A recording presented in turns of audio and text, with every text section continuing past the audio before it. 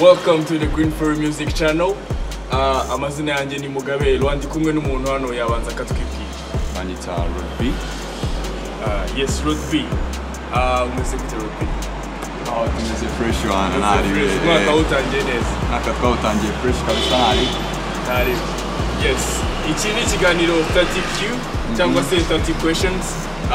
Dufite ibibazo tukubaza nk'umuhanzi uri muri Green Ferry music nawe ukadusubiza. Nari. Okay, RodB amazina yawe yose nayahe? Manita Ndahiro Rodrigue. Ndahiro Rodrigue. Watangiye umuziki ryari Ndahiro? Watangiye umuziki 2012. 12? Yeah. 2012. Nihe ndirimbo ya mbere wakoze 2012? Indirimbo ya mbere ni indirimbo ndi kumwe n'umuvandimwe Mico the Best. Mico? Yeah. Mico the Best nabo bita twakoranaga yitwaga yari group yitwaga Magic Star. Magic Star? Yeah. Mwarimbye Afrobeat icyo gihe? Yeah, Afrobeat, yeah. Icyo gihe wari ukiri muri Afrobeat? Yeah. Okay, ubu ufite imyaka ingahe RodB? Ubu ufite imyaka 20 nyujuje ejo bundi nayo. 20? Yeah. Wavukiye he? Navukiye ahitwa Kacyiru, ubu hasigaye hari gare. Hari gare? Ni naho ugituye ubu ngubu? Ubu Stembano Sonatube. Yes. Ni iyihe ndirimbo ya mbere waba warumvishe ukavuga ati ngiye kuba umuhanzi? Indirimbo ya mbere naba narumvishe indirimbo yitwa Pray M, indirimbo y'umuhanzi nkunda, ariko iyo ndirimbo nayumvishe gutya itambuka inkora ku mutima, ni umuhanzi w'umunyamerika aba muri Amerika yitwa Meek. Yeah, yitwa Pray M. Meek ni umuhanzi ukunda? Yeah, icyo gihe nyine niwe nakundaga cyane guhera za 2011 kugera 2012. None ubu ukunda uwe muhanzi kwese? Ubu ngubu Now. Yitwa Now? Okay. Nihe brand ukunda? Brand uvuga Nike, Adidas, nihe? Umuntu agiye Yeah, Puma. Yeah. Okay. Ubu nizihe nzozi zawe nk'umuhanzi? Niba wumva ushaka kugera Grammy? Yeah, inzozi mfite ni ugukora umuziki wanjye kandi nkagerageza kuwushyiramo clean, kandi nkagerageza no gukora ikintu kiri different n'ikindi, kuko ntabwo nkunda gukora ikintu gisa nk'ikindi uyazumva akavuga ngo uyu yakoze gutya na gutya. Yeah, ndashaka gukora itandukaniro ryanjye njyewe RodB n'undi muziki twumva, kuko n'ubundi mu Rwanda tumenyereye kumva imiziki itandukanye. Ni iyihe stage ushaka kuvugaho? Stage ni nyinshi byatara, ariko ndashaka kugera kuri stage nyinshi cyane. Nibwira nk'ebyiri? Stage nyine sinakubwira izina ryayo, ariko gusa stage mbona nifuza kuba nazigeraho nanjye. Okay, tuvuge wenda bavuye mu byo gukomeza muri wabyitwara mu Coachella cyangwa Grammy. Ujya ubitekerezaho? Njya mbitekerezaho, ariko mba numva nabyakira nk'uko bije, ariko sibivuze ko bije nabikora, ngomba kubikora, ariko stage gusa numva no mu Rwanda ni wacu numva nayigeraho nta kibazo. Wowe wifata nk'umuhanzi uririmba trap? You're a trap artist? Yeah, we're trap. Yes. Indirimbo yawe yitwa Karafashwe, wayikoze ushingiye ku ki? Karafashwe ni ingoma natekerejeho kwa kundi uba ubyutseho ugatekerezaho akabazi kamwe kaje mu mutwe, noneho ngeze umuvandimwe wanjye Dr. Nganji nsangayo hariyo n'abandi bavandimwe banjye ba Prime, noneho sinzi ukuntu twari twicaye aho ngaho hafi, gerageza kugarura rya jambo numvishe ndi mu rugo, gerageza kuryumva bitewe n'icyo kintu Dr. Nganji yarimo gukora muri studio musanze muri Monze, numva yuko iryo jambo ngomba kugira andi magambo kugira ngo bibyare ayo magambo yavuye muri Karafashwe. Karafashwe wabonye abantu barayakiriye? Yabayakiriye neza cyane, abantu barayikunze, bamwe batangiye kumvugisha nyuma yayo imaze gusohoka, ubona yuko bakoze ku mutima nyine, ni indirimbo like generation yakunze cyane. Yes. Tukiri kuri Karafashwe, uyiperforminga muri show ya POG, wabonye feeling byari bimeze gute?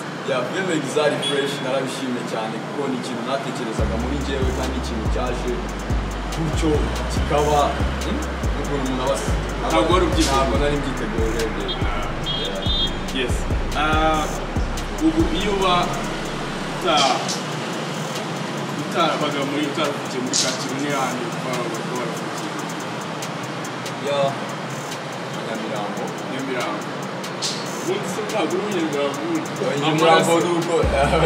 Nyamirambo nuko nagize inshuti nyinshi cyane kurusha Kacyiru urebye ariko Kacyiru ahantu wavukiwe naho hagira inshuti aba ari ngombwa ariko Nyamirambo naho habaye inshuti nyinshi kurusha Kacyiru ariko nawe wumva Kacyiru n'umwe yes hari gahunda imwe mu Rwanda turi kubona muri ino minsi gahunda yitwa Visit Rwanda wowe nka RodB utekereza biki actually njye narabishimye bino bintu bazanye bya Visit Rwanda kuko ni ibintu buri munyamahanga wese nanjye mbigiramo ishema kuko buri muntu wese iyo yageze mu gihugu cyanjye nanjye bigira imbaraga zo gukora cyane kugira ngo ubu uzaza mu gihugu bazabashe no kubona ibyo abana b'u Rwanda bakora wowe iyo gahunda waba yubahirije wigeze usura u Rwanda cyangwa niba abandi oya u Rwanda nararusuye guhera ndi hasi muri primaire nabashije kugera mu maparke nabashije kugera ahantu hatandukanye ariko ahantu naba narakunze n'ahantu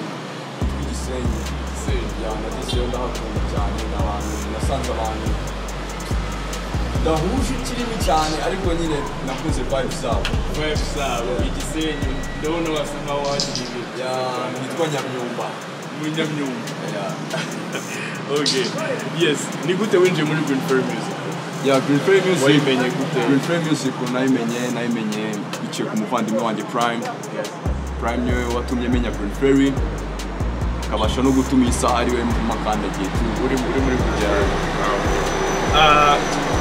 wanyu bakimenya ko RodB uri umuhanzi babyakiriye gute vyebare ni kawaida bagomba kubyakira fresh kuko nyine yarabanje arabyumva ariko nyuma akazajya byumva mu bantu baho hafi babavandimwe be nawe ariko nyuma yaje kubyemera abonye official abonye indirimbo sibyo ko yajyaga abona wenda n'indirimbo z'abavandimwe ndimo ariko nyuma yaje kubona live yanjye mu muziki wanjye abasha kubishimira rero wishimiye cyane ubu barakwakiriye nk'umuhanzi ariko nyine Mary tu ni utaranyakiriye neza mbere ko icyo atigeze byakira nyine yumvishe ko nyine nabaye umurara yumvishe yuko ibintu nkora nyine byagiye ku yindi side uri koteza abandi bantu mbese ntabwo byamushimiye ubona ari iyihe mpamvu ababyeyi iyo bamenye ko abana babo bagiye mu muziki bahita batekereza ko bagiye kuba ibirara I think nyemba mbona ari ukubera abakurambere bacu mu muziki batwiciye inzira ntabwo bigeze bakora umuziki wacu wa hip hop nk'uko byagakwiye bagerageje gukora amafuti bagerageza kutaduharurira inzira nk'uko byakagombye urimo urabureminga generation niyo ndi kubleminga kuko nibo bategeze batuma ababyeyi bacu batwakira neza ibyo tujemo gukora babrandinze umuziki nkaho ari uw'ibirara nicyo kintu babonye uramutse ubaye umukuru w'igihugu RodB nka kuno Kanye West ajya avuga ngo muri 2024 RodB 2035 ubaye perezida w'igihugu ni ikihe kintu cya mbere wabanza gukora ubaye perezida w'igihugu nagerageza ikintu cya mbere numva ngiye nakora nagerageza kuzamura umuziki nyarwanda ukagera kuri high level nifuza kuko umuziki wacu ntabwo ushimishije nk'uko tubishaka twebwe ariko ikintu cya mbere nakwitabira ni ugukora umuziki wacu ukabasha kumenywa n'abantu batawuzi icyo kintu cya mbere wamubona yes ikindi kibazo mfite RodB wumva injyana ya trap music izigere ifatwa nk'uko dufata old school music dufata tuvuge wenda hari Migos hari Gucci Mane tukaba twabagereranya wenda na Biggie Pac Bruce Wayne abahanzi nk'abari wumva icyo kigeranyo kizira kiba hagati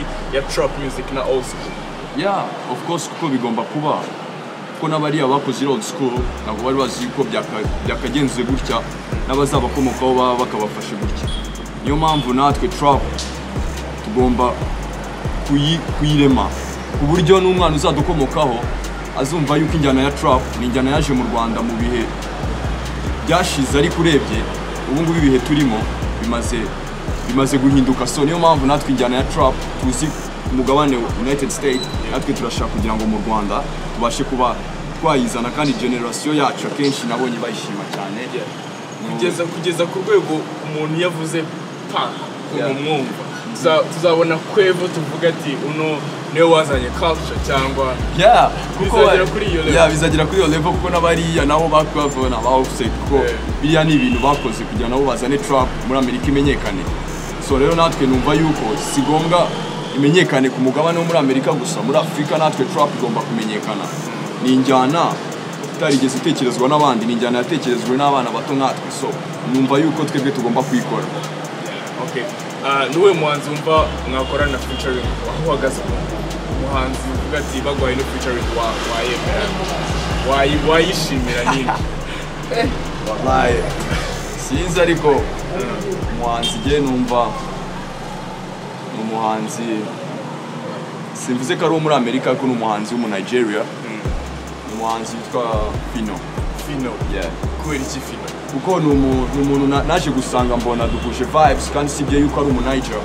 Ni umuntu naje gusanga mbona trap ye rap yakora ipanze niyo trap mubwira naje na afro kuno naje gusanga ari ibintu byiza babasha guhuza tukabasha creating ikintu cyiza, twakora hit we na twakora hit nziza cyane. Abantu bazi Fino RodB baramukeneye cyane kabisa. Ni cyo kindi kintu wumva wifuza ko wabwira abantu badukurikiye bari subscribe kuri YouTube channel yacu?